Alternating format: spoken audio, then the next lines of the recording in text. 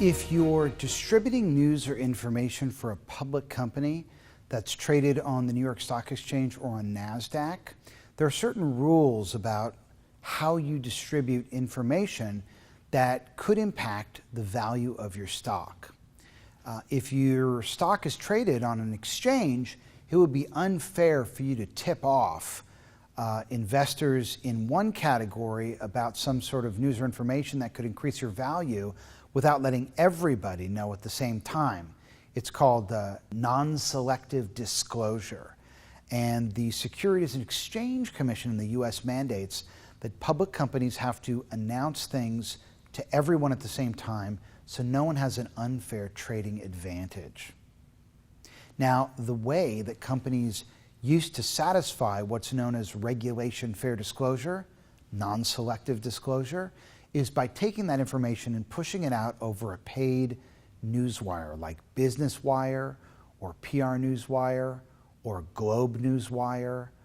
There's a number of different newswires out there that compete against each other to fulfill regulation fair disclosure. And by putting it out over the newswire and making sure that everybody gets it at the same time, they can't be accused of ignoring these SEC guidelines. But unbeknownst to many people, the New York Stock Exchange and NASDAQ actually scrapped compulsory press releases many years ago. And what they said was, you can actually announce news that could affect the trading value of your stock exclusively on your website, as long as you notify people non-selectively that you're going to do that before you make the announcement. So let me show you how that goes. In the past, organizations, when they had what's called an earnings release, a press release about their earnings in a quarter, would put that out over a newswire, like PR Newswire or Business Wire. That would then get picked up by Reuters and AP and other aggregators.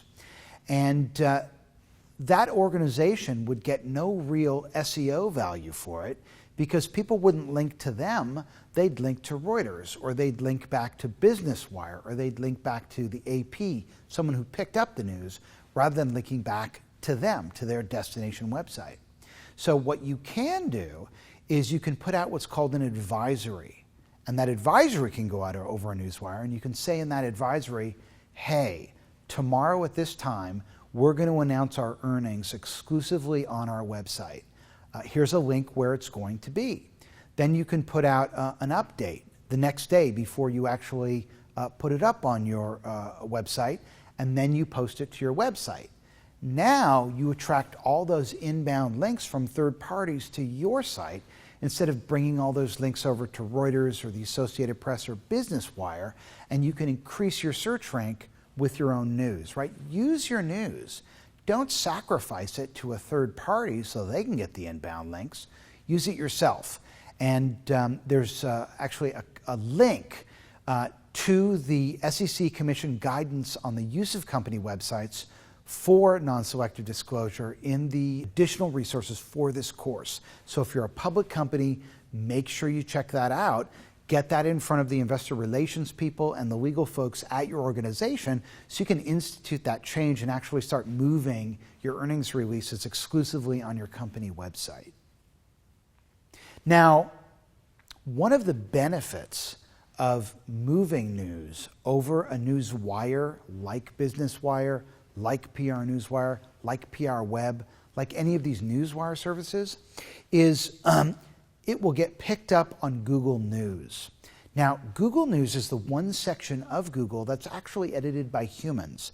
There are human editors that decide which sites will get aggregated and picked up, and sites that get aggregated and picked up there include the newswires. So here you see, this is a graph, and it shows that the most frequented sites in the US, and this is according to Pew Internet, research by Pew Internet, the most frequented place people go for news and information is the major national television news network websites, right? 37% go there, and then 21% go to news aggregators. Google News is a news aggregator. They don't publish any original content. They just aggregate links to other people's news content. And here you can see I'm searching Pacific Air Forces in Google, and the top result is a news story from the Sourdough Sentinel. That's a Air Force station, Air Force base website, and it's ranking first. And then below that, you see a Lockheed Martin press release coming up as well. So the value in many cases of an SEO press release, right, is that when people search in Google News and they find news by Wall Street Journal, New York Times, Forbes, Fortune, they're going to find your press release among those results. And that can be a very effective way to get your news found by people who are interested in the news and information that you have to offer.